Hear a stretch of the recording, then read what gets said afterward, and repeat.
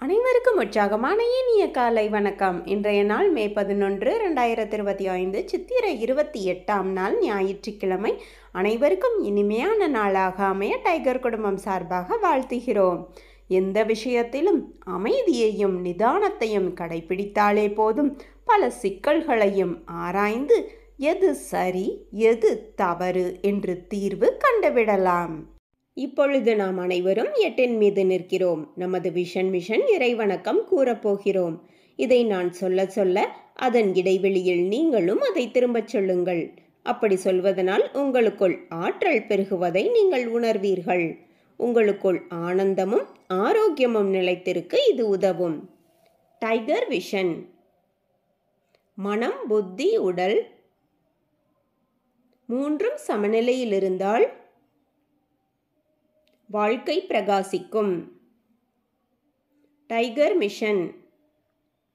ஒரு தனி மனிதனின் தொடர்ச்சியான ஆரோக்கியமும் பொருளாதாரமும் இவ்வுலகை மாற்றும். டைகர் இறைவணக்கம். என் வாழ்க்கையின் நம்பிக்கையாயிருக்கும் இறைவா, நான் சேவை செய்யும் இந்த அமைப்பே நீ வாழும் இடமென எண்ணுகிறேன். நான் தினமும் செய்யும் பணியே எனது கடமை என நம்புகிறேன். எனது உடலை கண்ணும் கருத்துமாய் பாதுகாப்பதே எனது பொறுப்பு என உணர்கிறேன். நன்றி இறைவா. நாம் ஆயுள் முழுவதும் ஆரோக்கியத்தோடு ஆனந்தமாய் வாழ்வதற்கு நமக்கு ஆயுள் முழுவதும் ஆசானாய் 8 நடைப்பயிற்சியை கற்றுத்தர வருகிறார் நமது குரு டாக்டர் டைகர் தேன்கூடு பிரபாகரன் அண்ணா அவர்களை உற்சாகத்தோடு வரவேற்கிறோம். எல்லோருக்கும் இனிய காலை வணக்கம். இந்த அற்புதமான காலை வேளையில் 9 மூட்டுக்களையும் அசையக்கூடிய அற்புதமான பயிற்சிகளை முடிச்சுட்டு 27 முறை சூப்பர் பிரெயின் யோகா அப்படின்னு சொல்லக்கூடிய தோப்பு காரணங்களை முக மலர்ச்சியோட மனம் மகிழ்ச்சியோடு முடிச்சுட்டு 8 நடப்பதற்காக தயார் நிலையில் இருக்கிறோம். 8 மீது இருக்கிறோம். கிழக்கு மேற்காக நடப்பவர்கள் கிழக்கு திசையிலிருந்து மேற்கை நோக்கியும், தெற்கு வடக்காக நடப்பவர்கள் தெற்கு திசையிலிருந்து வடக்கை நோக்கியும் நமக்கான முதலடி எடுத்து வைத்து நடையை தொடங்கலாம். இப்பொழுது பெண்கள் அனைவரும் இடதுபுறமாகவும் ஆண்கள் அனைவரும் வலதுபுறமாகவும், பெண்கள் லெஃப்ட் சைடிலும் ஆண்கள் ரைட் சைடிலும் முதல் அடி எடுத்து வைத்து நடையை தொடங்குகிறோம். நடை இயல்பாக இருக்கிறது, நடை தளர்வாக இருக்கிறது, தோள்பட்டை தளர்வாக இருக்கிறது, கழுத்து குனியாமல் இருக்கிறது, கால்கள் ஒன்றுக்கு முன்பு ஒன்று வருவது போல் நடந்து கொண்டு இருக்கிறோம். கைகள் அதன் இசைவில் அசைந்து கொண்டிருக்கிறது. சுவாசம் சீர்நிலையில் இருக்கிறது. எண்ணம் நேர்மறையாக இருக்கிறது. மனம் மகிழ்வுடனும் அமைதியுடனும் இருக்கிறது. ஒற்றை சிந்தனையாளர்கள் அத்தனை பேரும் ஒற்றுமையோடு ஒரே திசையை நோக்கி பயணித்துக் கொண்டிருக்கிறோம். நமது பயணம் வெற்றிகரமாக அமைய எல்லாம் வல்ல இறைவனை துணை கலைத்து கொண்டு தொடர்ந்து பயணிக்கிறோம். ஒவ்வொரு விடியலும் நமக்கு பல விஷயங்களை கற்றுத்தந்து கொண்டே இருக்கிறது. நாம் பெற்றுக்கொண்டே இருக்கிறோம். அதை வாழ்வில் பயன்படுத்தி வெற்றி கண்டு கொண்டே இருக்கிறோம். அவ்வாறாக இன்றைய விடியலும் நமக்கு பல விஷயங்களை கற்றுத்தரப் போகிறது. நாம் பெற்றுக்கொள்ளப் போகிறோம். அதை வாழ்வில் பயன்படுத்தி வெற்றி காணப் போகிறோம். ஒவ்வொரு நாளும் நமது நடையை தொடங்கும் போது நாம் சில பல நினைவூட்டல்களை நினைவூட்டுவது வழக்கம். அந்த வகையில் இன்றைய நினைவூட்டல்கள், நம்மளுடைய உள்ளங்கைகளை மடக்கி பார்த்தல் அப்படிங்கிற ஒரு செயலை செய்து பார்க்க வேண்டும். இப்பொழுது நாம் நடையை தொடங்கி இருக்கிறோம். உள்ளங்கைகளை மடக்கி பார்த்தால் அது இயல்பாக இருக்கும். விரலின் நகங்களின் வண்ணங்களை பார்க்க வேண்டும். அவைகளும் இயல்பாகவே இருக்கும்.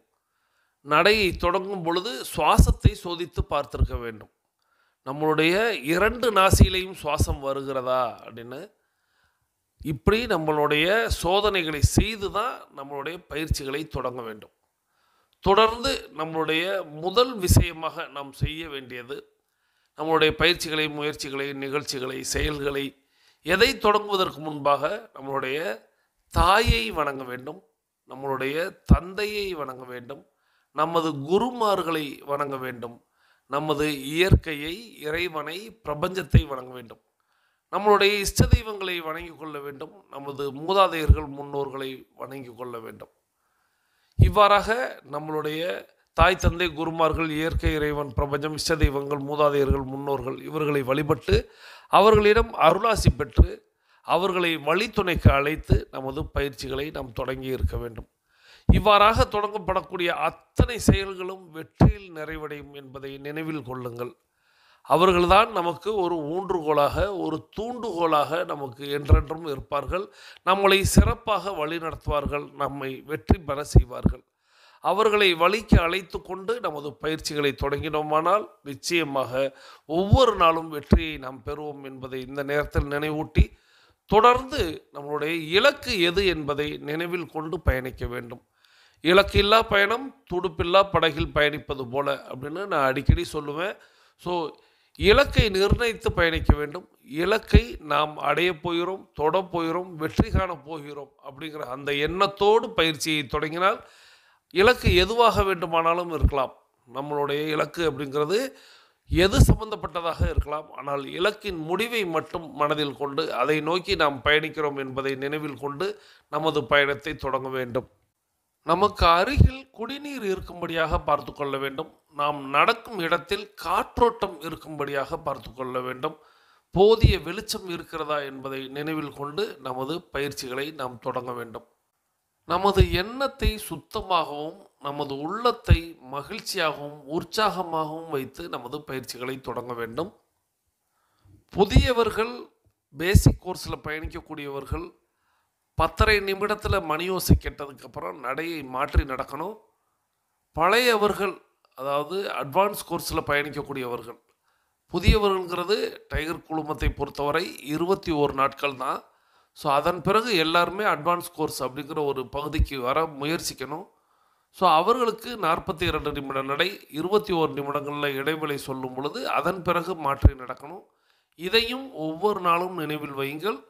புதியவர்களுக்கு ஒரு மணியோசை 10:30 நிமிடத்தில் கேட்கும். அப்பொழுது அவர்கள் நடையை மாற்றி நடக்கணும். அனைவரும் அனைவரது இலக்குகளையும் அடைவதற்கு எல்லாம் வல்ல இயற்கை இறைவன் பிரபஞ்சம் துணை நிற்க வேண்டும் என்று வேண்டி வணங்கி வாழ்த்தி தொடர்ந்து பயணிக்கிறோம். தொடர்ந்து இன்றைய தினம் பகுதி கேட்க போகிறோம். இன்றைய தினம் பகுதியை நமக்கு வழங்க வருகிறார் சகோதரி டைகர் அகிலா கோபிநாத் ஃப்ரம் கோயம்புத்தூர். அவர்கள் அவர்களது குடும்பம் மகிழ்ச்சியோடும் ஆரோக்கியத்தோடும் செல்வ வளங்களோடும் இருப்பதற்கு எல்லாம் வல்ல இயற்கை இறைவன் பிரபஞ்சம் துணை நிற்க வேண்டும். அவர்கள் எண்ணியதெல்லாம் நடக்க வேண்டும், கேட்டதெல்லாம் கிடைக்க வேண்டும்.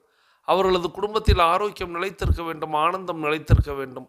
அவர்களுடைய பொருளாதாரம் உயர்ந்து கொண்டே இருக்க வேண்டும். அவர்களது பணி சிறந்து விளங்க வேண்டும். அவர்களது தொழில் வளர்ந்து கொண்டே இருக்க வேண்டும். அவர்களது பணி பிறர் பாராட்டும்படியாக அமைய வேண்டும். அதை எல்லாம் வல்ல இயற்கை இறைவன் பிரபஞ்சம் அவர்களுக்கு வழங்க வேண்டும் என்று என்னுடைய வேண்டுதல்களையும் வாழ்த்துக்களையும் தெரிவித்துக் கொள்கிறேன். நீங்களும் உங்களுடைய வாழ்த்து மலைகளை சகோதரி டைகர் அகிலா கோபிநாத் ஃப்ரம் கோயம்புத்தூர் அவர்களுக்கு வழங்குமாறு அன்போடு கேட்டு, இப்பொழுது நாம் இன்றைய தினம் பகுதியை கேட்டுக்கொண்டே பயணிக்கலாம். வாருங்கள். அனைவருக்கும் வணக்கம். இன்றைய தின பகுதியில் இன்று நாம் கொண்டாடி கொண்டிருக்கும் நிகழ்வு அன்னையர் தினம். மே 11 மதர்ஸ் டே அப்படின்னு கொண்டாடுறோம். மே மாதத்தில் வர்ற 2வது ஞாயிற்றுக்கிழமைய அன்னையர் தினமாக நம்ம கொண்டாடுறோம். இந்த வருஷம் மே 11 அன்னையர் தினமாக நம்ம கொண்டாடுறோம். குடும்பத்தின் ஒவ்வொரு தாயையும் கௌரவிப்பதற்காக தான் அன்னையர் தினத்தை கொண்டாடுறோம். பண்டைய நாகரிகங்களில் கிரேக்கர்களும் ரோமானியர்களும் ரியா, சைபால் போன்ற தாய் தெய்வங்களை கௌரவிச்சு பண்டிகையாக நடத்தினாங்க. அதே இதை நவீன அன்னையர் தினமாக 1908ஆம் ஆண்டு அன்னா ஜாவிஸ் அவர்களால் அவங்களோட அன்னையை அவங்க கௌரவிச்சு கொண்டாடினாங்க. இதே மாதிரி எல்லாருமே அவங்க அன்னையை கொண்டாடணும் அப்படிங்கிற எண்ணத்தோட கொண்டாடுற நாள் தான் நாம் ஒவ்வொரு வருஷமும் அன்னையர் தினத்தை கொண்டாடிக்கிட்டு இருக்கோம். பல நாடுகளில், அமெரிக்கா, இந்தியா போன்ற நாடுகளில் மே 2வது ஞாயிற்றுக்கிழமையை கொண்டாடுறோம். ஆனால் ஒரு சில நாடுகளில் வேறு தேதிகள்லையும் கொண்டாடுறாங்க. இங்கிலாந்தில் கிறிஸ்துவ தாய்மை ஞாயிறு அப்படிங்கிற பேரில் தாயை கௌரவிக்கிற வகையில் மே மாத 4வது ஞாயிற்றுக்கிழமையை அன்னையர் தினமாக கொண்டாடுறாங்க. கிரீஸ் நாட்டில் பிப்ரவரி 2ஆம் தேதியை அன்னையர் தினமாக கொண்டாடுறாங்க. உலகம் முழுவதும் இந்த மாதிரி வேறு வேறு நாட்களில் கொண்டாடினாலும் ஆனால் அவங்கவங்க தாயை கண்டிப்பாக அன்னையர் தினமாக நம்ம கொண்டாடுறோம். ஔவையார் அவங்க பாடின பாடல்களில் தாயை பற்றி சொல்லியிருக்கிறது, தாயிற் சிறந்த கோயிலுமில்லை அப்படின்னு தாயின் சிறப்பை பற்றி பெருமையாக பாடியிருக்கிறாங்க. அதே மாதிரி அன்னையும் பிதாவும் முன்னறி தெய்வம் அப்படின்னு சொல்லியிருக்கிறாங்க. அதே மாதிரி மாதா பிதா குரு தெய்வம் அப்படின்னு நம்ம கலாச்சாரத்தில் தாய்க்கு தான் முதல் இடம் கொடுத்திருக்கிறாங்க. அதே மாதிரி தாயை பற்றி பல சினிமா பாடல்கள்லையும் கவிதைகள்லையும் கதைகள்லையும் கட்டுரைகள்லையும் நம்ம நிறைய படிச்சிருக்கிறோம். அதில் ஒரே ஒரு கவிதை மட்டும் இப்போ சொல்கிறேன். உயிருக்குள் அடைக்காத்து உதிரத்தை பாழாக்கி பாசத்தில் தாளாட்டி பல இரவுகள் தூக்கத்தை தொலைத்து நமக்காகவே வாழும் அன்னை. நம்ம தாயோட தியாகங்களையும் அவங்களுடைய உணர்ச்சிகளையும் உணர்வுகளையும் நாம் மதித்து ஒவ்வொரு நாளும் அவங்கள வணங்கி நாம் பாதுகாக்கணும். நம்ம டைகர் கிளப்லையும் நம்ம 8 நடைய ஆரம்பிக்கிறதுக்கு முன்னாடி நம்ம ஆசான் சொல்கிறது, முதல்ல நம்ம தாய் தந்தை குருமார்களை வணங்கி ஒவ்வொரு செயலையும் செய்யணும் அப்படிங்கிறது தான். நம்ம 8 நடைய மட்டும் நம்ம ஆசான் சொல்லலை, நம்ம என்ன செயல்கள் செய்தாலும் நம்ம தாய் தந்தை குருமார்களை வணங்கி செய்கிற செயல்கள் நல்ல முறையில் நடைபெறும் அப்படிங்கிறது தான் நம்ம ஆசான் சொல்லுவாங்க. எப்படி ஒரு தாய் தன் குழந்தை நல்லா இருக்கணும், ஆரோக்கியமாக இருக்கணும், என்னென்ன செயல்கள் செய்யணும் செய்யக்கூடாது அப்படின்னு பார்த்து பார்த்து வளர்ப்பாங்களோ, அதே மாதிரி நம்ம ஆசானும் நம்ம ஆரோக்கியத்துக்காக ஒவ்வொரு நாளும் போராடுறாங்க.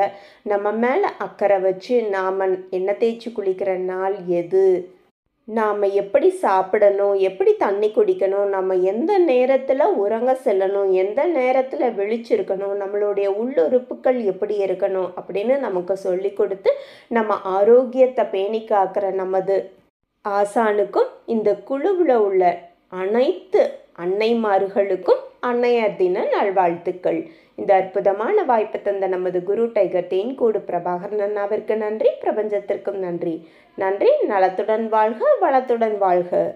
நன்றி சகோதரி டைகர் அகிலா கோபிநாத் ஃப்ரம் கோயம்புத்தூர் அவர்கள் அவர்களது குடும்பம் மகிழ்ச்சியோடும் ஆரோக்கியத்தோடும் செல்வ வளங்களோடும் இருப்பதற்கு எல்லா வல்ல இயற்கை இறைவன் பிரபஞ்சத்தை வேண்டி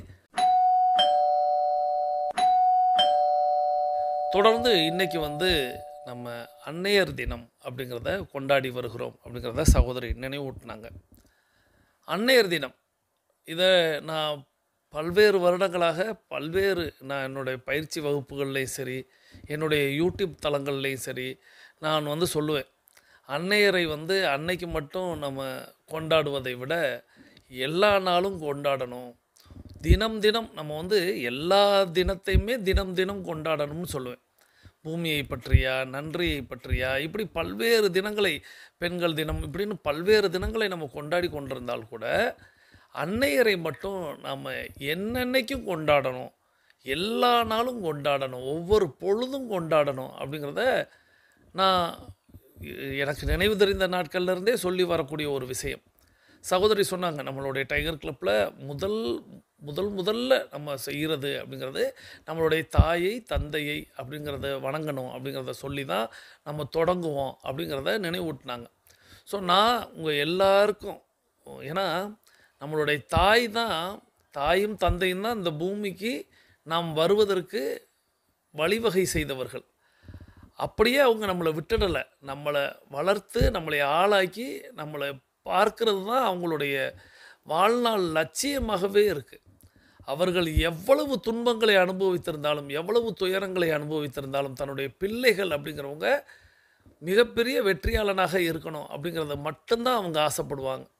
ஆனால் வெற்றி அடைந்த பிறகு, அதாவது இந்த உலகமானது ஏறி வந்த ஏணியை எட்டி உதைக்கக்கூடிய உலகம்தான். ஆனால் தாயை தந்தையை கூட இன்றைக்கி உள்ளவங்க எல்லாருமே உதறி தள்ளுகிறார்கள் அப்படிங்கிறது கேள்விப்படும் பொழுது அது எனக்கெலாம் ஏற்றுக்கொள்ளவே, நான் என்னுடைய அடுத்த கட்ட நகர்வே பார்த்திங்கன்னா உங்கள் எல்லாருக்குமே தெரியும், நம்ம ஒரு முதியோர் இல்லம் தொடங்குறது அப்படிங்கிற ஒரு விஷயந்தான்.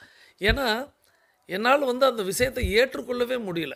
எப்படி தன்னை வளர்த்த, தன்னை பெற்ற, தன்னை ஆளாக்கிய அந்த தாய் தந்தையர்களை ஒதுக்கிவிட்டு இவர்கள் இந்த உலகத்தில் எதை அனுபவிக்கப் போகிறார்கள், எதை பெறப் போகிறார்கள், எதை கொண்டாடப் போகிறார்கள்னு எனக்கு அது கொஞ்சம் கூட புரியவே இல்லை. இப்போது எனக்கு உதாரணத்திற்கு சொல்லணும் அப்படின்னா, என்னுடைய தந்தையார் அப்படிங்கிறவங்க நான் சிறு வயதில் இருக்கும்போதே இறந்துட்டாங்க.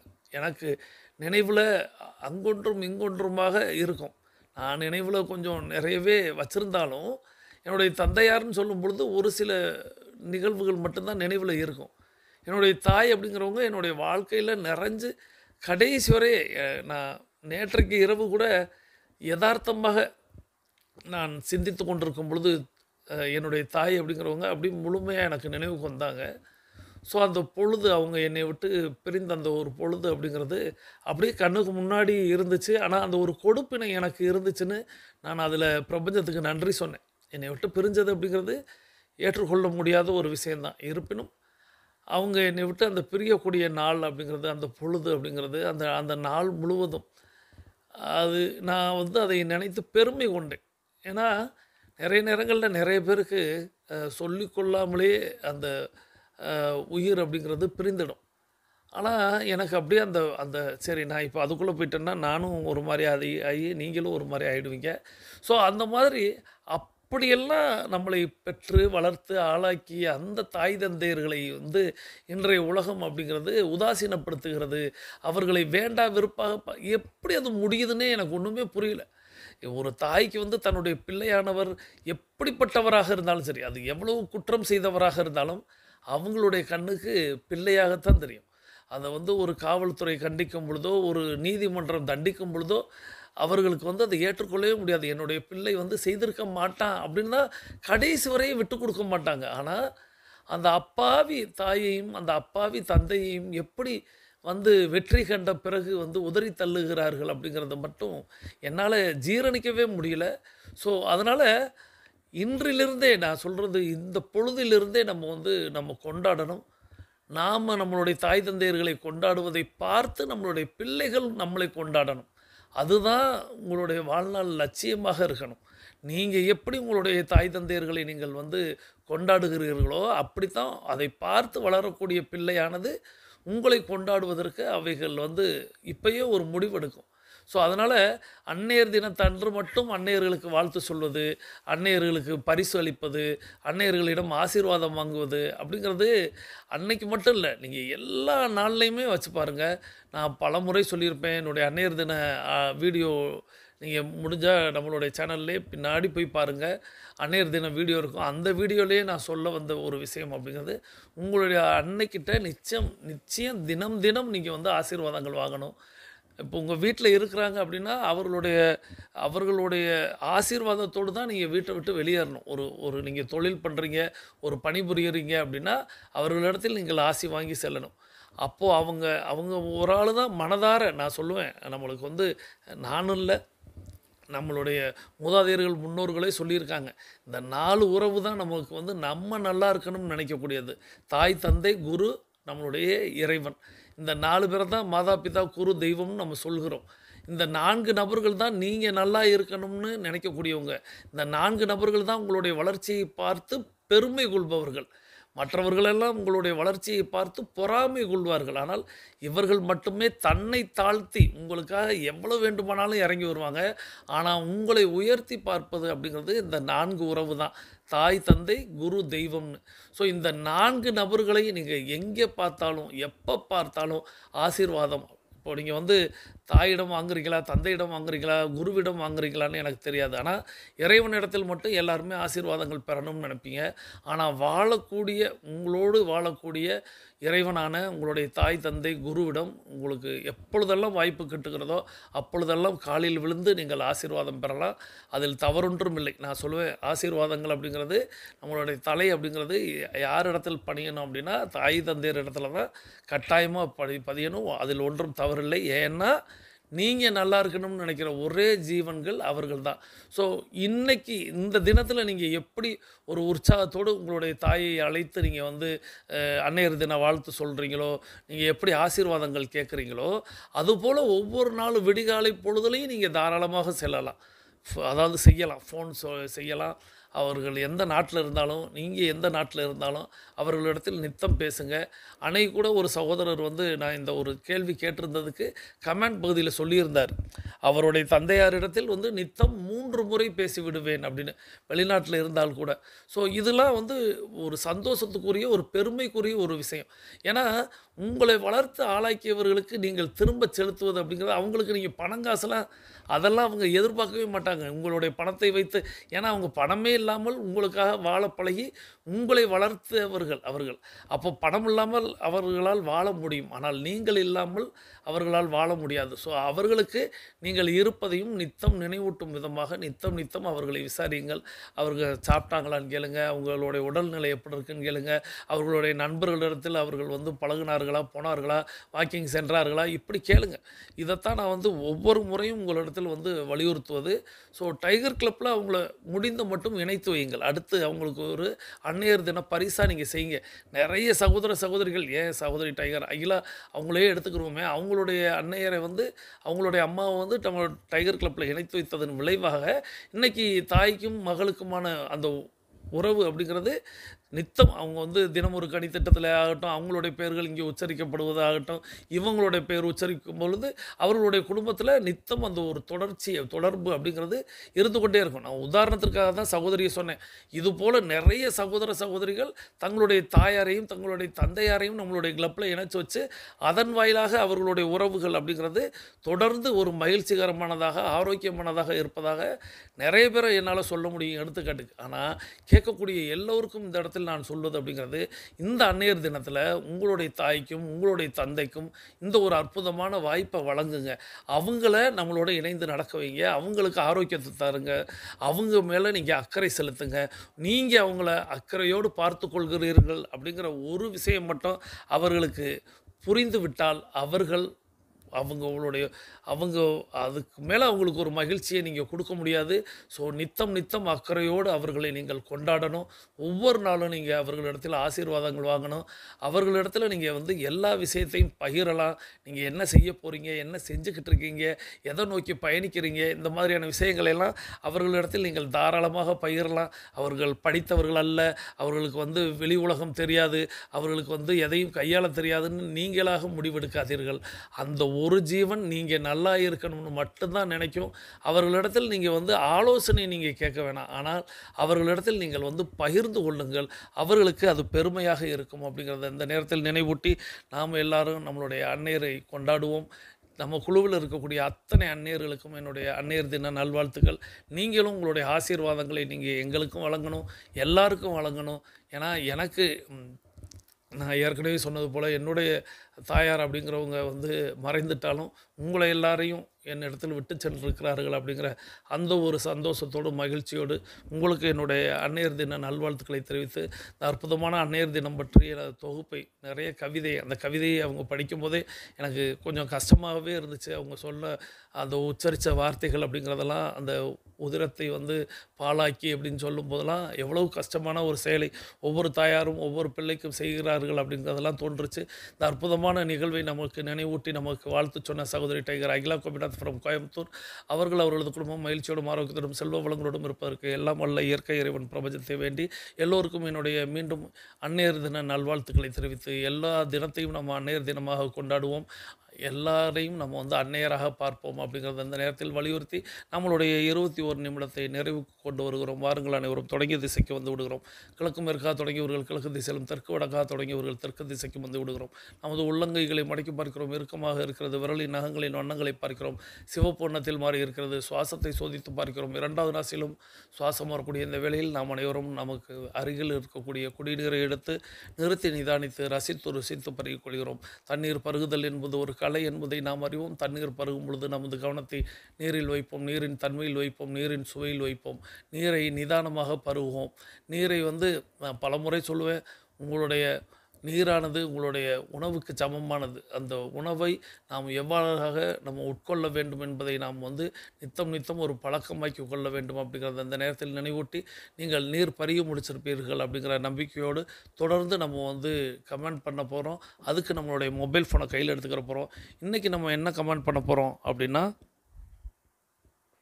முதல் கேள்வியாக நம்மளுடைய தினசரி நடவடிக்கை அறிக்கையை சமர்ப்பித்து விட்டீர்களா? டெய்லி ஆக்டிவிட்டி ரிப்போர்ட் அப்படின்னு சொல்லக்கூடிய தினசரி நடவடிக்கை அறிக்கையை சமர்ப்பித்து விட்டீர்களா?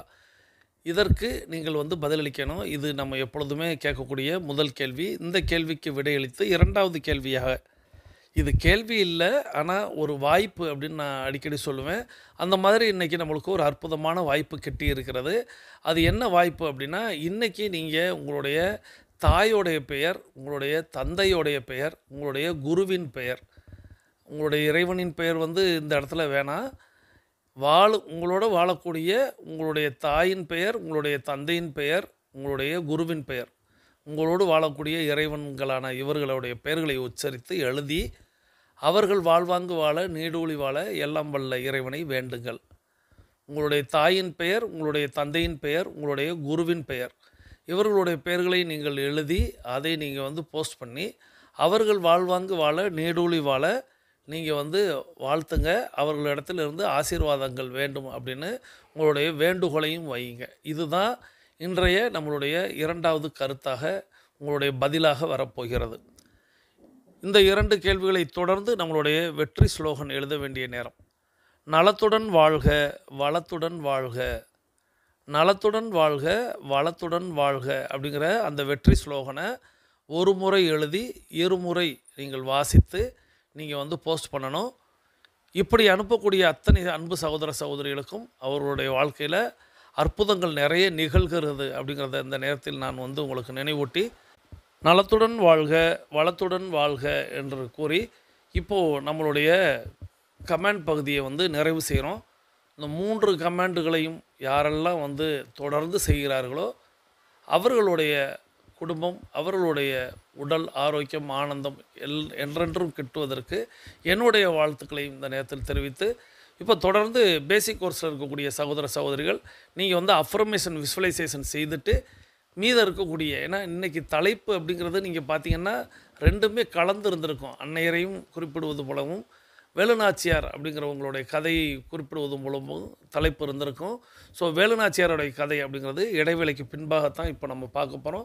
ஸோ நீங்கள் உங்களுடைய அஃபர்மேஷன் விசுவலைசேஷன் பண்ணிவிட்டு நீங்கள் வேலுநாச்சியார் கதை கேட்குவாங்க. உங்களுடைய அஃபர்மேஷன் விசுவலைசேஷன் வெற்றி பெற எங்களுடைய வாழ்த்துக்களை சொல்லி 42 நிமிட நடைக்காரர்களுக்கான அடுத்த சுற்று தொடங்குகிறது.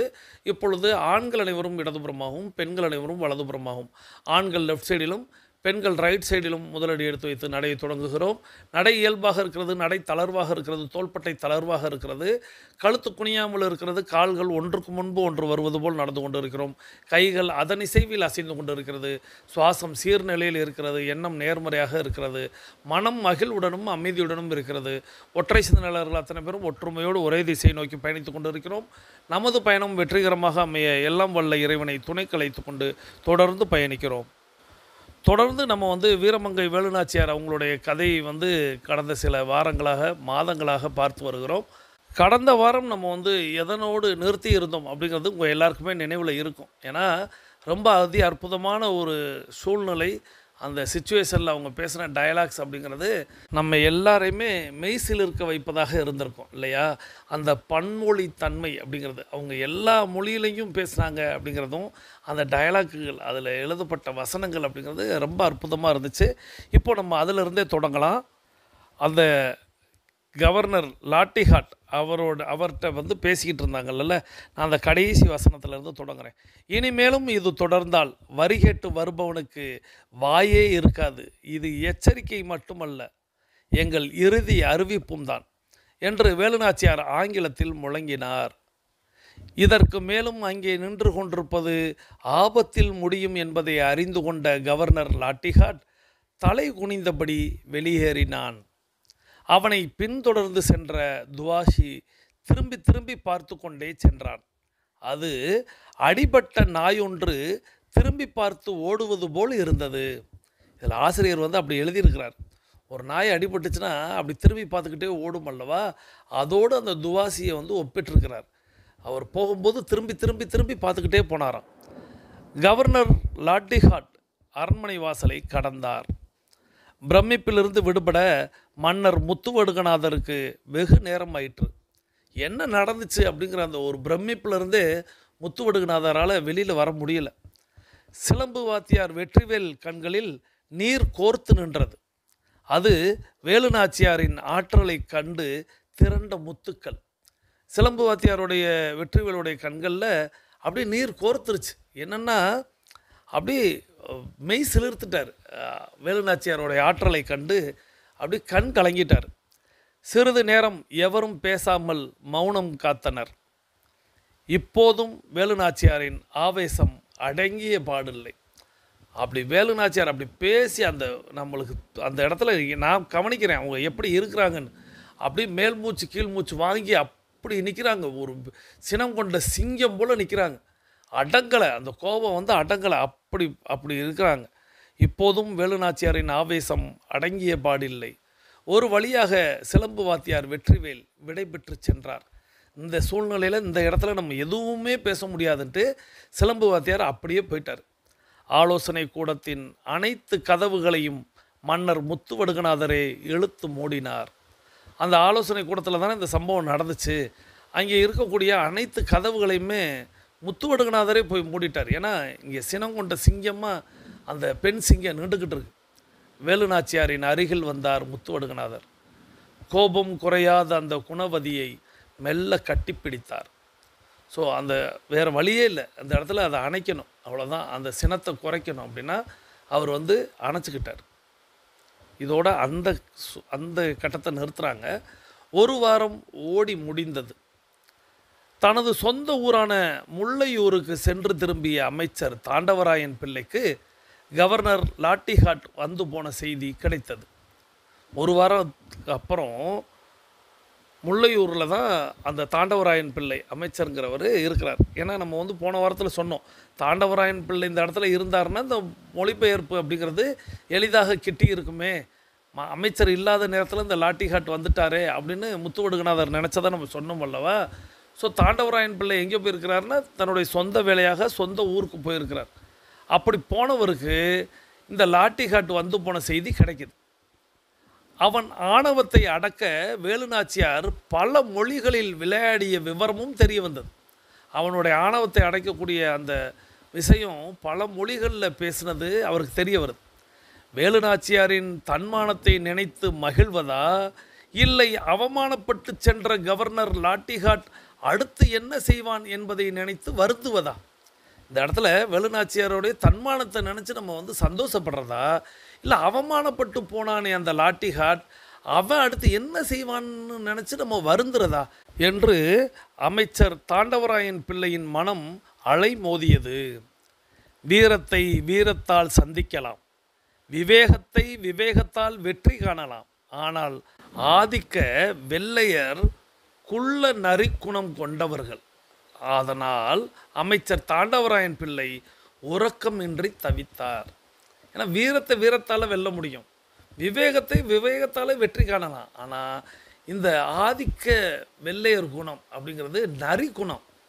இவங்களை நம்ம எப்படி சந்திக்க போகிறோம் அப்படின்னு அவருக்கு தூக்கமே போச்சு. அந்த நேரத்தில் வரியும் செலுத்தக்கூடாது, அதே நேரத்தில் ஆங்கிலேயர் எதிர்ப்பையும் நேர்கொள்ளக்கூடாது. அதற்கு என்ன செய்யலாம்? இதுவே அமைச்சரின் உள்ளத்தில் ஓடிக்கொண்டிருந்தன. வரி செலுத்தக்கூடாது, அதே நேரத்தில் ஆங்கிலேயருடைய எதிர்ப்பையும் நேர்கொள்ளக்கூடாது. ஏன்னா வரி செலுத்த மாட்டேன்னு வேலுநாச்சியார் சொல்லிட்டாங்க. ஆங்கிலேயரோட எதிர்ப்பும் வந்துடக்கூடாது. அதற்கு நம்ம என்ன செய்யலாம் அப்படின்னு அவருக்கு உள்ளத்தில் ஓடிக்கிட்டே இருக்கு. ஒரு வாரம் கடந்தும் அமைச்சர் தாண்டவராயன் பிள்ளையின் மன உளைச்சலுக்கு மருந்து அகப்படவே இல்லை. எப்படி செலுத்த முடியும்? வரியும் செலுத்தக்கூடாது, அவங்கள பகைச்சிக்கிறவும் கூடாதுன்னா நம்ம என்ன செய்கிறதுன்னா ஒரு வாரமாக போட்டு யோசிச்சுக்கிட்டே இருக்கிறாரு. அதற்கான மன உளைச்சலுக்கான மருந்தே அகப்படவில்லை. இறுதியில் ஒரு முடிவுக்கு வந்தார். அந்த முடிவே சிவகங்கை சீமைக்கு உகந்தது என்று அவரது உள்ளம் சொல்லியது. ஒரு முடிவு எடுத்துட்டார். சரி, இது நம்ம செஞ்சோம்னா சிவகங்கை சீமைக்கு அது நல்லது அப்படின்னு ஒரு முடிவு எடுத்துட்டார். ஒரு நாள் அதிகாலை ஒரு பல்லக்கு மதுரையை நோக்கி பயணப்பட்டது. அந்த பல்லக்கில் சிவகங்கை சீமை அமைச்சர் தாண்டவராயன் பிள்ளை, தங்க தொட்டில், வைரத் தலைப்பாகை, புத்தாடை ஆகிய பரிசு பொருட்களும் அவருடன் சென்றன. சிவகங்கை சீமை அருகில் உள்ள பனையூரில் பிறந்தவன். நம் அறிவின் மீதும் அனுபவத்தின் மீதும் ஓரளவு மதிப்பு கொண்டவன். வெள்ளைக்காரர்களால் மதுரை கவர்னராக முடிசூடப்பட்டவன். அந்த கான் சாஹிப் என்கிற மருதநாயகத்தின் குழந்தைக்குத்தான் பரிசு பொருட்களுடன் தாண்டவராயன் பிள்ளை மதுரையை நோக்கி பயணித்து கொண்டிருந்தார். சிவகங்கை சீமை சிக்கலில் சிக்கிக்கொள்ளாமல் இருக்க தாண்டவராயன் பிள்ளை மருதநாயகத்தை நாடி இதோ மதுரையை நோக்கி சென்று கொண்டிருக்கிறார். இப்போது தாண்டவராயன் பிள்ளை என்ன பண்ணுறாருன்னா, மதுரையை நோக்கி பல்லக்கில் போகிறாரு. ஒரு தங்க தொட்டில் இருக்குது, வைர தலைப்பாக இருக்குது, புத்தாடை, இந்த பரிசு பொருட்களும் சேர்ந்து போகுது அவரோட. யாரை பார்க்க போகிறாரு அப்படின்னா, சிவகங்கை சீமைக்கு அருகில் இருக்கக்கூடிய பனையூரில் பிறந்து நம்ம அறிவின் மீதும் அனுபவத்தின் மீதும் ஓரளவு மதிப்பு கொண்டவர். வெள்ளைக்காரர்களால் மதுரைக்கு கவர்னராக முடிசூட்டப்பட்டவர் கான் சாஹிப் என்கிற மருதநாயகம். அவருடைய குழந்தைக்கு இந்த பரிசுகளை எல்லாம் எடுத்துக்கிட்டு தாண்டவராயன் பிள்ளை மதுரையை நோக்கி போகிறாரு. ஸோ சிவகங்கை சீமை சிக்கலில் சிக்காமல் இருக்கணும் அப்படின்னா இதுதான் வழி, அவரை நாடுவது தான் வழி அப்படின்ட்டு மதுரையை நோக்கி போகிறார். இப்போது அடுத்த அத்தியாயத்துக்குள்ளே போகிறோம். மருதநாயகத்தின் மாளிகை. தாண்டவராயன் பிள்ளை மருதநாயகத்தின் மனைவி மாசாவையே பார்த்து கொண்டிருந்தார். அவள் பார்வை தாண்டவராயன் பிள்ளை கொண்டு வந்திருந்த பரிசு பொருட்களின் மீதே பதிந்திருந்தது. சிறிது நேரம் அவற்றை தொட்டு பார்ப்பது, பின் அவற்றை தடவி பார்ப்பது, அதன் பின் தூர நின்று அதன் அழகை ரசிப்பது என மாசா மகிழ்ந்து கொண்டிருந்ததை தாண்டவராயன் பிள்ளை ரசித்து கொண்டிருந்தார். அப்போது சேடிப்பெண் ஒருத்தி மாசாவின் குழந்தையுடன் வந்தாள். அதை வாங்கி அணைத்து முத்தமிட்டாள். தாண்டவராயன் பிள்ளை கொண்டு வந்த புத்தாடையை போட்டு மகிழ்ந்தாள். அதன் தலையில் தங்க தலைப்பாகையை சூடி பார்த்தாள். அதை இன்னதென்று அறியாத அவள் குழந்தை தமது பொக்கைவாய் திறந்து சிரித்தது. அந்த அழகு சிரிப்பு தாண்டவராயன் பிள்ளையையும் தழுவி கொண்டது. அழகுக்கு அழகு சேர்ப்பது போல் தாண்டவராயன் பிள்ளை வாங்கி வந்த ஆடைகளும் அணிகலன்களும் குழந்தைக்கு கச்சிதமாக அமைந்திருந்தது. மாசா போர்த்துகீசிய பெண்ணாக இருந்தும் தமிழர்களின் கலையுணர்வில் தன்னை இழந்தவள். அதனால்தான் தமிழன் மருதநாயகத்தை காதலித்து கைப்பிடித்தாள். புத்தாடையும் தங்க தலைப்பாகையும் தரித்த பின் குழந்தையை மாசா தங்க தொட்டிலில் இட்டாள். மீண்டும் அவள் குழந்தையை தூக்க நினைத்தபோது அது அழுதது. அவள் விலகி நின்றபோது அது சிரித்தது. தாம் வாங்கி வந்த பரிசு பொருட்கள் குழந்தையின் பிஞ்சு உள்ளத்திலும் ஒட்டி கொண்டதில் தாண்டவராயன் பிள்ளை பூரித்து போனார். தங்க தொட்டில் ஆட, அதில் அமர்ந்தபடி குழந்தை சிரிக்க, அது கண்டு மாசா கைகொட்டி சிரிக்க, இவற்றையெல்லாம் தாண்டவராயன் பிள்ளையின் கண்கள் கவனித்தாலும் வந்த காரியமே அவர் நெஞ்சை நிறைத்திருந்தது.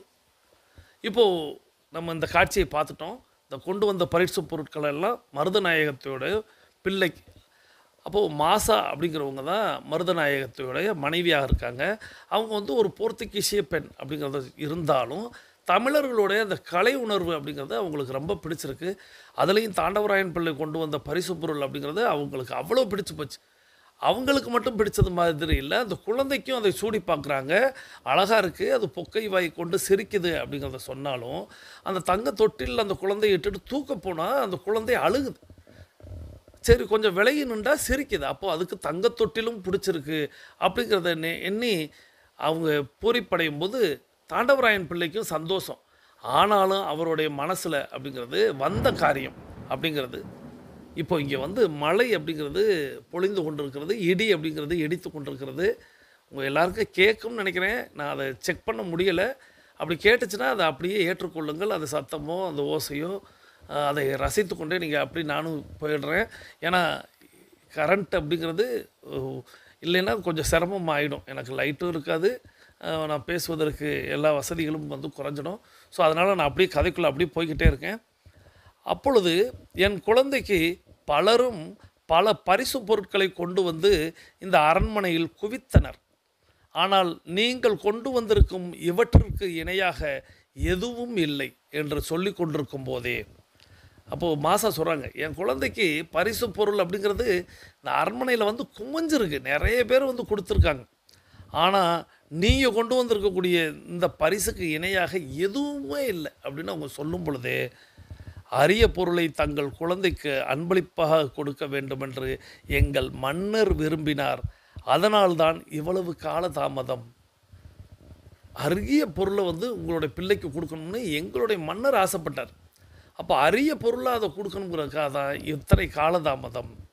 தூத்துக்குடியில் இருக்கும் ஒரு பொற்கொளரிடம் செய்ய கொடுத்து நான் உடனிருந்து பார்த்து பார்த்து செய்தது. இப்போது உங்கள் உள்ளம் பூரிப்பது போல் எங்கள் மனமும் மகிழ வேண்டும் என்றார் தாண்டவராயன் பிள்ளை.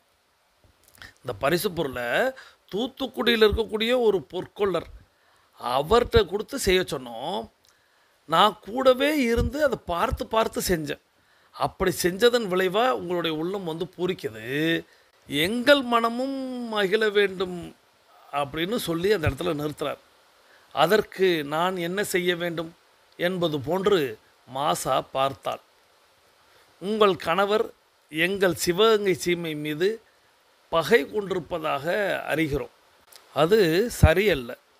வெள்ளைக்காரர்கள்தான் வரி என்ற பெயரில் எங்கள் சுயாதிபத்தியத்தில் சொந்தம் கொண்டாட முயல்கின்றனர்.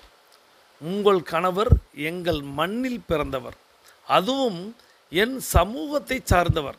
அதனால்தான் பூலித்தேவரை தோற்கடிக்க அவருக்கு எங்கள் படையை கொடுத்து உதவினோம். இதையெல்லாம் மறந்துவிட்டு வெள்ளையரோடு சேர்ந்து கொண்டு எங்களிடம் வரி கேட்பது என்ன நியாயம்? இது பற்றி நீங்கள் அவருக்கு எடுத்து சொல்ல வேண்டும் என்று தாண்டவராயன் பிள்ளை சொல்லி முடிப்பதற்குள் அங்கே மருதநாயகம், உங்களுடைய கணவர் வந்து சிவகங்கை சீமை மீது பகை கொண்டிருப்பதாக நாங்கள் வந்து அறிகிறோம். இது சரியில்லை. வெள்ளைக்காரர்கள் தான் வரிங்கிற பேச்சில் எங்களை வந்து எங்களுடைய சுயாதிபத்தியத்தில் வந்து அவங்க வந்து சொந்தம் கொண்டாடுறாங்க. உங்கள் கணவர் வேறு யாரும் இல்லை, எங்கள் மண்ணில் பிறந்தவர் தான், அதுலேயும் என்னுடைய சமூகத்தை சேர்ந்தவர் தான். அதனால தான் பூலித்தேவரை தோற்கடிக்கிறதுக்கு எங்கள் படையை கூட நாங்கள் கொடுத்து உதவினோம். அதையெல்லாம் இப்போ மறந்துட்டாங்க. மறந்துட்டு வெள்ளையரோடு சேர்ந்து கொண்டு எங்களிடம் வரி கேட்பது அப்படிங்கிறது நியாயம் இல்லை தானே. இது பற்றி நீங்கள் அவர்கிட்ட எடுத்து சொல்லக்கூடாதா அப்படின்னு சொல்லிக்கிட்டு இருக்கும்போதே அங்கே மருதநாயகம் என்ன என்பது போல் தமது மனைவி மாசாவை பார்த்தான். சிவகங்கை சீமையில் இருந்து நம் குழந்தைக்கு பரிசு பொருட்களை கொண்டு வந்திருக்கிறார், அது பற்றி பேசிக்கொண்டிருந்தோம் என்றாள் மாசா. அறிமுகம் இல்லாதவரை பார்ப்பது போல் தாண்டவராயன் பிள்ளையை மருதநாயகம் பார்த்தான். அதில் ஆணவம் அரசோச்சியது. அடுத்து அவர் கொண்டு வந்த பரிசு பொருட்களின் மீது அவன் பார்வை சென்றது. அதிலும் அலட்சியமே குடிகொண்டிருந்தது. அதை அறியாத மாசா சிவகங்கை சீமைக்கு வரி விலக்கு வேண்டுமாம் என்றாள். இப்போது உங்க பேசிக்கிட்டு இருக்கும்போது மருதநாயகம் என்ன அப்படின்னு வந்து மாசாவை பார்த்து கேட்குறாரு. சிவகங்கை சீமையிலேருந்து நம்மளுடைய குழந்தைக்கு வந்து பரிசு பொருள் கொடுத்துருக்காங்க, அது பற்றி தான் பேசிக்கிட்டு இருந்தோம் அப்படின்னு சொல்கிறாங்க. ஸோ தாண்டவராயன் பிள்ளையை பார்க்கும் பொழுது மருதநாயகம் ஏதோ யாரையோ பார்க்குற மாதிரி அருமையுமே இல்லாத ஒரு நபரை பார்ப்பது போல் ரொம்ப அலட்சியமாக ஆணவமாக பார்க்குறான். அந்த ஆணவத்தில் அரசோச்சியதுங்கிறாங்க. அப்புறம் அவர் கொண்டு வந்த பரிசு பொருட்களை அதையும் பார்க்கும் பொழுது அதிலும் அலட்சியமே குடிகொண்டிருந்தது. இதெல்லாம் அறியாத மாசா வந்து சிவகங்கை சீமைக்கு வரி விலக்கு வேண்டுமாம் அப்படின்னு சொல்கிறான். இதற்கு மாசாவிடம் பதில் சொல்ல விரும்பாத மருதநாயகம், சீமையின் அமைச்சரே, அரசு சம்பந்தப்பட்ட விஷயங்களை இங்கே பேசுவது எனது வழக்கமல்ல. இரவு விருந்தினர் மாளிகையில் தங்குங்கள். நாளை என் படை வீரன் ஒருவன் வந்து உங்களை அழைத்து வருவான். என் ஆலோசனை கூடத்தில் மற்றவற்றை பேசிக்கொள்ளலாம். இப்போது நீங்கள் போகலாம் என்று ஆணையிடுவது போல சொல்லி முடித்தான். அதாவது மாசா சொல்கிறாங்க, இந்த மாதிரி அவர் சிவகங்கை சீமைக்கு வரி விலக்கு வேண்டுமாம். அதற்கு மாசாட்ட பதில் சொல்லலை. சீமையின் அமைச்சரே, அரசு சம்மந்தப்பட்ட விஷயங்களை எல்லாம் நான் இங்கே பேசுகிறதில்ல. இரவு விருந்தினர் மாளிகையில் தங்குங்க. நாளை காலையில் என்னுடைய படை வீரன் ஒருவன் வந்து உங்களை அழைச்சிட்டு வருவான். என் ஆலோசனை கூடத்தில் வந்து மற்றவற்றை பேசிக்கொள்ளலாம். இப்போ நீங்கள் கிளம்பலாம் அப்படின்ட்டு ஆர்டர் போட்டுட்டு கிளம்பிட்டான். அதுவும் சரிதான் என்பது போல் தலையாட்டிவிட்டு தாண்டவராயன் பிள்ளை விடை பெற்றார். இப்பொழுது நம்மளுடைய 42 நிமிடம் அப்படிங்கிறது நிறைவுக்கு வருகிறது. வாருங்கள் அனைவரும் தொடங்கிய திசைக்கு வந்து விடலாம். கிழக்கு மேற்கா தொடங்கியவர்கள் கிழக்கு திசையிலும் தெற்கு வடக்கா தொடங்கியவர்கள் தெற்கு திசைக்கும் வந்து விடுகிறோம். இன்றைய கதையை பற்றின கருத்துக்களை நீங்கள் தாராளமாக நீங்கள் கமெண்ட் பண்ணுங்கள். உங்களுடைய கமெண்ட்டின் வாயிலாக நிறைய நபர்களுக்கு அது போய் சேரும். அப்படிங்கிறதுனால நீங்கள் இன்றைய கதையை பற்றின கருத்துக்களை பதிவிடுங்கள் அப்படிங்கிறத இந்த நேரத்தில் சொல்லி நாம் எல்லாரும் இப்போ கிழக்கு திசையை நோக்கி நின்று அஃபர்மேஷன் விசுவலைசேஷன் செய்துட்டு இன்றைய நாளை தொடங்கலாம். இன்றைய நாள் உங்களுக்கு அற்புதமான நாளாக அமையட்டும். இன்றைய நாளில் தாங்கள் தங்களது குடும்பம் மகிழ்ச்சியோடும் ஆரோக்கியத்தோடும் செல்வ வளங்களோடும் இருப்பதற்கு எல்லாம் வல்ல இயற்கை இறைவன் பிரபஞ்சம் துணை நிற்கட்டும். தாங்கள் எண்ணியதெல்லாம் நடக்கட்டும், கேட்டதெல்லாம் கிடைக்கட்டும். தங்களது குடும்பத்தில் ஆரோக்கியம் நிலைத்திருக்கட்டும், ஆனந்தம் நிலைத்திருக்கட்டும். தங்களுடைய தாய் தந்தை குருமார்கள் நீடூழி வாழ எல்லாம் வல்ல இயற்கை இறைவன் பிரபஞ்சத்தை இந்த நேரத்தில் வேண்டி மீண்டும் சந்திப்போம், கலந்து சிந்திப்போம். நலத்துடன் வாழ்க, வளத்துடன் வாழ்க. நன்றி.